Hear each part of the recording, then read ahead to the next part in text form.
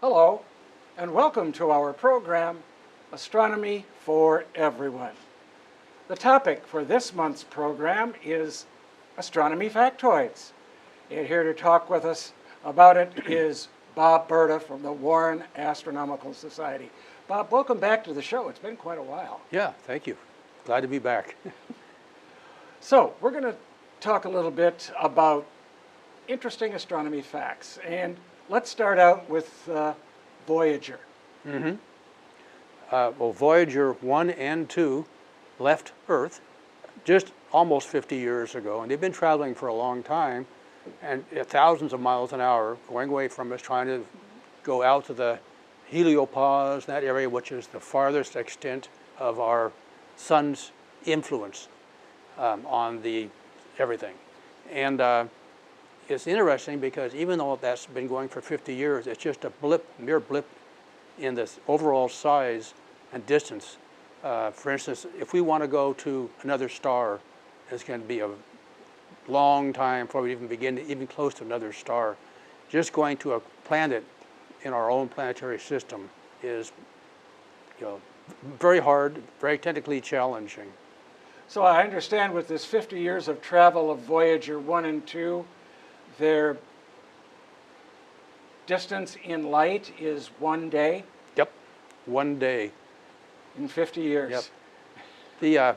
The speed of light, I don't like to talk in numbers, actual miles an hour, it's 186,000 miles per second, but I like to think in terms of if you could run as fast as the speed of light, you could run around the equator of the Earth 8 times in 1 second. And even at that speed, it takes so long to get from where we are to another planet, to another star. In fact, that is something that people don't realize, that vast distances are also proof that the space is so empty. There's not a lot of stuff in space. You could probably fire a spaceship out there, and the chance of it hitting anything are just about zilch. There's basically nothing in there that it could hit. Okay, so vast distances even at the speed of light. So what else do we know then about Voyager? Well, it's running out of a fuel source. I believe they used a plutonium, I think it was, for their energy source. And they had several instruments, about 10 instruments on each one. And they're down now to about 1 or 2 instruments. And to save energy, the 2 instruments will swap back and forth. So probably in just a very few short years, they're going to be dying, which is sad. But they've given us a lot of useful information. They sure have. They sure have. Now, Voyager, as we know, the distance we were just talking about, the time, 50 years, we've got some much newer technology that we're using, the James Webb Space Telescope. Well, the James Webb Space Telescope was one of the first pictures it got, which was like this, showing a picture there. It's the James Webb Space Telescope, which was a very expensive telescope out in space. It was basically put out at the point where the gravity draw between, I think it's Jupiter and the sun, is an equal point, so it can be parked there. One of the Lagrange points. Yeah, Lagrange points. Yes. And if anything goes wrong with it, sorry, your billions and billions of dollars are now garbage. Can't do anything Right, with we it. have no way to get up there and But service it has been an absolutely amazing tool. In fact, I know one of the fellows who's on that, the fellow who is the manager of both the the cameras on the Webb and also the Hubble. He's a manager of that, and it's just interesting. it's just, he says the whole time that was being built, and the whole, I guess, edge of your seat was, if anything goes wrong and that dies, that could be the end of our space program, because the public's going to say, why do we want to put another billions of dollars in if it dies? And this has been a fabulous, fabulous scientific instrument. There's one picture, the first picture they got, one of the first ones, which is phenomenal. Oh, the ultra deep field? The ultra deep field. And the ultra deep field on that, when they first picked a place to aim the telescope, it was out in an area they thought would be void of anything. So they aimed it out there, turned it on, And the pictures they have that came back, there's about 5, I believe, stars in that image that are our own stars in our own, our own system. And you can tell those because they each have like a star pattern going out from them. And that is what they call the diffraction spikes from the light bouncing off the structure of the mirror supports. Mirrors and everything, the mirror supports. Everything else in that picture are galaxies, and just tons of galaxies. And these are out there, probably at the very edge of what we knew as our existing galaxy travel, which they thought was about 13.7, 13.8 billion years, light years. And they said, well, they've gone there now, but the picture said actually it goes on a lot beyond there. And a lot of people say, well, that must be a lot more pictures. Well, if you think about it, all those galaxies out there, it's not just in a straight line. When you go out from the center, going out to the edge, you've got also a much larger area around that. So that area incorporates a huge amount of space that can have more galaxies. So it's an astronomical, pun included, number of galaxies very out interesting. there.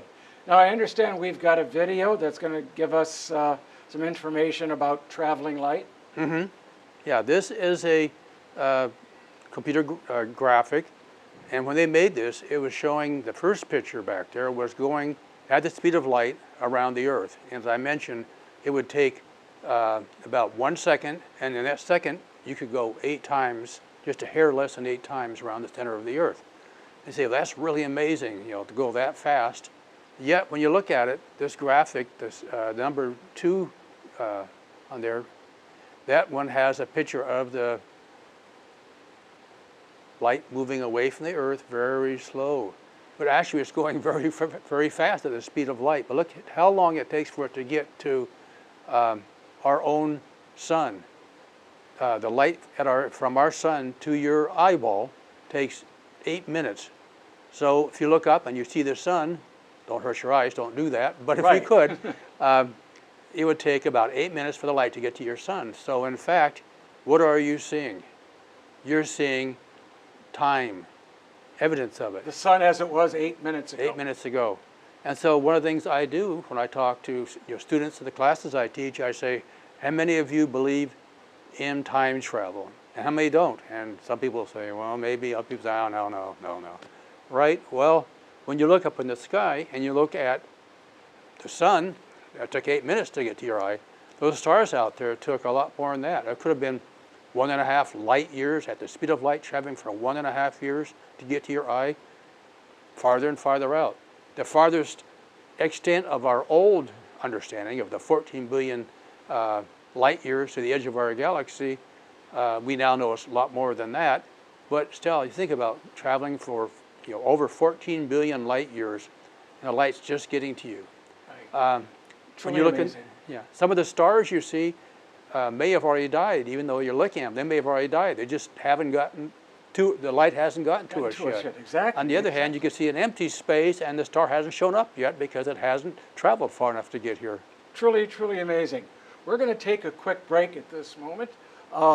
If you have a question, please send us an email. The address is down there, as always, at the bottom of your screen. And we'll be back with more after Term of the Month with Stephen. Thanks, Don. The term of the month is Cohesive Object Sequence. The Hertzsprung-Russell HR diagram is a graph of temperature versus luminosity for stars. That's the cheat sheet for the last 100 years for stellar astrophysics. But what about other objects? And there are lots of other objects. The cohesive object sequence is a graph of density versus mass. The sizes range from Itokawa, one of the smallest asteroids, to blue supergiants. It only maps cohesive objects, that's in quotes, and it's any astronomical body that has a relatively well-defined surface resulting from the physical interactions of its components. That's what the authors say. That rules out nebula and galaxies, but includes black holes, as the event horizon is a well-defined physical boundary. The graph shows data from 2,157 objects and has some interesting groups and non-groups. So there's a legend there with the different colors and shapes of and what the object types are. A non-group is that there doesn't appear to be a boundary between asteroids and comets, or asteroids and comets and rocky planets. Also, there's no boundary between large gas giants and brown dwarf stars. Asteroids are connected continuously all the way up to black holes. Everything in the universe is relative. That's what this graph tells us. And that is the term of the month, cohesive object sequence. Back to you, Don. Thanks, Stephen. We're back with our guest, Bob Berta from the Warren Astronomical Society, talking about interesting astronomy factoids. Well, Bob, I want to get into this topic because I know a lot of people are interested in it. What are the chances for finding extraterrestrial life? I think it's very good. The reason for that is because on the Earth we have creatures which you would be considering them to be an extraterrestrial if you found them on another planet. Oh, how so? Well, there's creatures that can live in incredibly hostile conditions. And my favorite is a little bug called a tardigrade, and the nickname for that is a water bear. Water bear because the little creature looks like a little bear. And if you have a puddle out near your house, water's been sitting there for a while, a drainage ditch, if you go out there and scoop up some of that water and take some of it and put it on a microscope slide, you'll see these.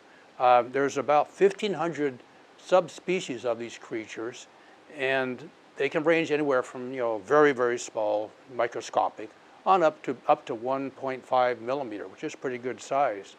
The thing that's fascinating about these creatures is they have been here way before the dinosaurs were here. They've outlasted probably 5 mass extinctions here on Earth. And the thing that's incredible about them is they can survive in extremely conditions such as being exposed to almost absolute zero. They'll freeze.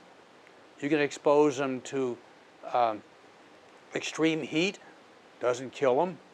You can expose them to radiation, doesn't kill them. In fact, the scientists on the International Space Station thought it would be a cool idea to take some on the spaceship, or the space station, and see just how durable they are. Well, they put these creatures out in space, no bug spacesuits, just some sort of a container to hold them from going away. They were exposed such that the side facing the sun was probably very, very hot, probably 300-400 degrees. The back side facing the cold side was probably close to absolute zero. There's a radiation in space, no oxygen. They brought them back inside the International Space Station, and guess what? They're still living. And this is one example of extremophile. The scientific name again was tardigrade, and when I've given this talk to students, I tell them, you've got a homework assignment. Go home and look this up on your computer. It's a fascinating example of things that can live in hostile conditions, even on the Earth. So the next question is, well, if creatures can live on the Earth that we would consider to be, alien life forms, maybe it's more likely we could find them somewhere else in space. And that is what we're doing now. We have a couple projects in place.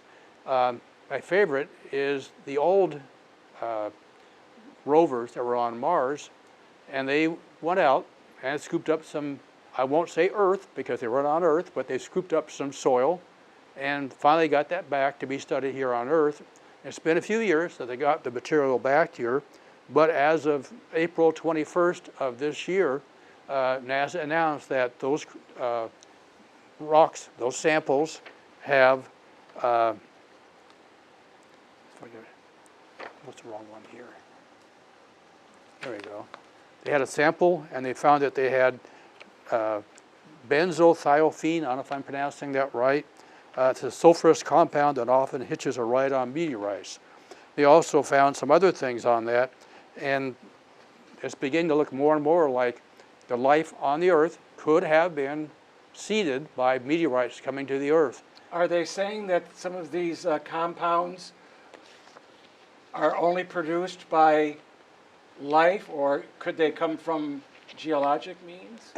Probably life. They're not absolutely certain because I don't want to come out and say, yeah, here's a definite proof because they're still looking, the study of this. But there is a possibility of microbial life being seeded from these meteorites coming down to Earth, and if they came to Earth, Mars too. And the next big, I guess, search is the next rover is one that's going to be named after a wonderful late scientist. And this scientist, her name was Rosalind Franklin. She was an English chemist, lived in was born in 1920, and unfortunately died in 1958. Died very young. She was only, I think, 38 years old. It was sad because she was an earlier X-ray crystallographer, and she found all kinds of evidence to find out that there are structures, the DNA structures, the double helix and everything. And she was an amazing woman. I wish that she would have lived longer because she would have probably wowed everybody with all the things she came up with. But her things that she did find launched all the search for DNA and the study of DNA. And really, she made a significant contribution to understanding RNA, viruses, even the structure of coal and graphite, which is amazing. So, I've always had this thing about women sometimes getting short shrift in science because a lot of them were the hard workers, did the work, and other people, other men, Yeah. would have taken that information and use it to create a new study, whatever, on it. They say, oh, I've got this wonderful announcement. Well, who gave the groundbreaking information that they used to find this stuff? So hopefully modern structure, people will be more willing to give women the credit they deserve. Yeah, that's, as we were talking off camera earlier, like Katherine Johnson and Yes. Hidden Figures, the movie. Yep. Yep. Yeah, those are, again, examples of that. And I think that Hidden Figures, that's a great movie to show, what they've donated. Women have given a wonderful, background, science, their studies. Even some of the famous astronomers, some of them had the people who sat down with the maps that show different stars before and after. They could do the flipping of the light so they could say, hey, there's a new star, new thing showing up. A lot of that was done by a woman who religiously sat over a light box hours on end doing the study, comparing that stuff.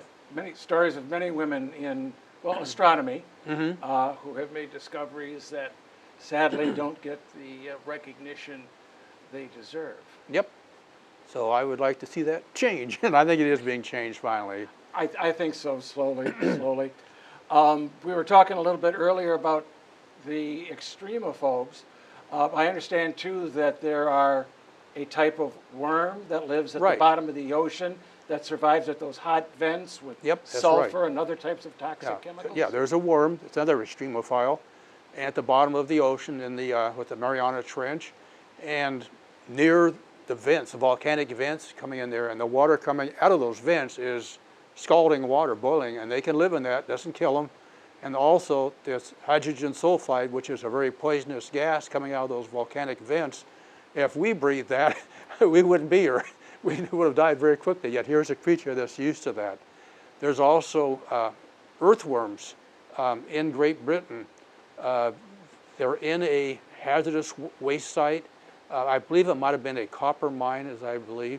But the soil in there is full of arsenic and other bad things.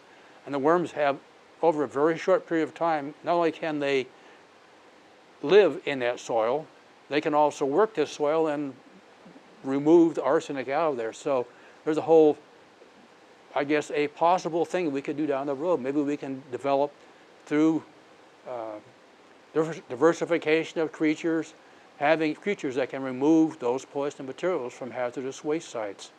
Yeah, and you even wonder, too, about places like Chernobyl. Right. Yep. Yeah, Chernobyl, they have creatures that are still thriving, or the radiation. And so don't know what it can do negatively to us, which we don't want to find out. Right. But still, though, there may be things that it can cause, genetic changes in the life forms. So yeah, that would be some interesting work going forward with the new rover to Mars to see what what else we can find. In the few minutes that we have left, we were talking earlier about speeds and Right. distances and light speed and traveling. Why can't we travel at the speed of light, Bob? Well, we could travel at the speed of light. All it takes is all the energy we've ever been developed in the entire universe to go the speed of light. So it's not going to happen. But you could go maybe a smaller fraction of that, and you could travel at the speed of light. But there's a lot of things that happen at the speed of light when you travel at that, or even close to that. If you were to travel at the speed of light, you could go get in a ship, you travel at the speed of light and go 5 years out in the future, come back, you wouldn't be 10 years old. You'd be much, much older. It's the time dilation. And so that's another interesting thing of science. But also, you think about, as I mentioned earlier, how about going to another planet? Well, we can do that. It's a very hard, technical, expensive proposition, but say, well, we can go out and look at other stars and see what they're made of through our instruments. We're not going to go to another star up close and check them out, but we can use our instruments and get very good information. Exactly. Spectrographs. And yeah, spectrographs. Other equipment. We've already found, there's one which just came out recently, detected by the Webb Space Telescope, and it's an exoplanet. The scientific name is K2/18b, so we have to remember that. Very important, right? But they have found on that some possibility of genetic markers of genetic life there. They found carbon dioxide, methane, and also might have a hydrogen-rich atmosphere. So again, we're not going to get there, but we can use our instruments to get there. People ask us, well, how come you can't get there? I said, well, think about going at the speeds we can now travel at. Right now, I ask people, how fast do you think you're moving right now? The Earth goes around the sun at 66,000 miles per hour. Sun and planets are moving towards Vega, a star, at 44,000 miles per hour. And we're inside of our own Milky Way galaxy.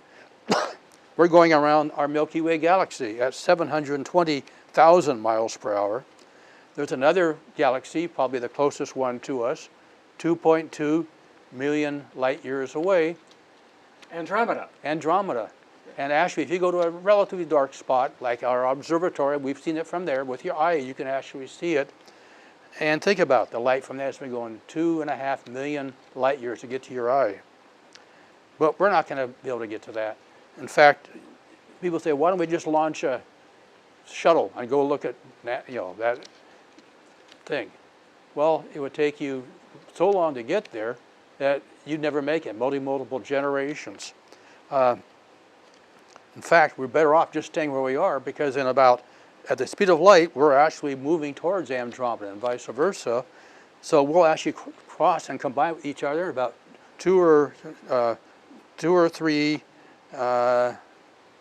million light years, I think it is. Yeah, we won't hold our breath. No, we'll hold our breath. So don't plan on going to a spa on the planet I just mentioned around this star. Okay. But we can certainly go in our own generation. And we can send out spaceships that can go at reasonably fast speeds to get to other places, as our space missions we've done now, and we can find things there. All right. So, Bob, this has been a great conversation, thinking about some of these things that I'm sure a number of us often ponder about. Please visit our club website. Address is down there at the bottom of your screen. And as always, we'll finish out the show with What's Up in the Night Sky with Stephen. Thanks, Don. What's up in the night sky for June 2026?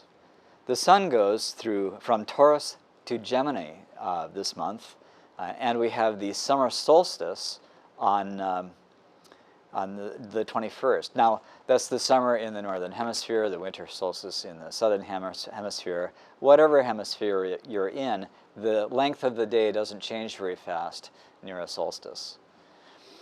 So we start the moons. We have a third quarter on June 8th, and then we have the new moon on the 14th. We have the first quarter on June 21st, and then the full moon we have on June 29th. Then we have Venus, Jupiter, Mercury, and just those three, shown here on the 17th of June at sunset. So Mercury is, is in the glare of the sun, but it's the best day. Actually, the best day is the 15th. The best day to spot Mercury. It's farthest, the largest angle away from the sun. Mercury is in Gemini and sets 2 hours after sunsets. And so the max eastern elongation, that's when Mercury is the widest angle, the farthest from the sun, actually. That's on June 15th. So then we have Jupiter, which goes from Gemini to Cancer and sets from 2 hours to an hour after the after sunset over the month. And then finally Venus goes from Gemini to Leo and sets at about 2.5 hours after sunset all month. Venus does weird things. Then we have Uranus, Mars, Saturn, Neptune, and Pluto shown here on the first of the month for no reason really, and at sunrise. So you can see the glow of the sun on the left there, and Uranus is actually below the horizon, is really right there near the sun, and it's there near the sun all month. We don't really get to see Uranus this month. And then we have Mars, which goes from Aries to Taurus and rises an hour and a half to an hour before sunrise. And then Saturn goes from Cetus to Pisces and rises 2.5 hours to 4 hours before sunrise. So all of these are better at the end of the month. And then Neptune is in Pisces and rises from 3 hours to 5 hours before sunrise. And then finally, Pluto is in Capricornus and rises 5 hours to 7 hours before sunrise. This is far enough before sunrise that it can be really dark, and if you've got a 12-inch telescope or bigger, maybe you can do it with a 10-inch. From a really dark sky site with a really good finder chart for Pluto, not this screen, and you dress up warm and all of that other stuff, you could bag yourself Pluto. It's a lot of fun. And that is what's up in the night sky for June 2026. Now, remember, we don't charge money for this show, but we may tax your brain.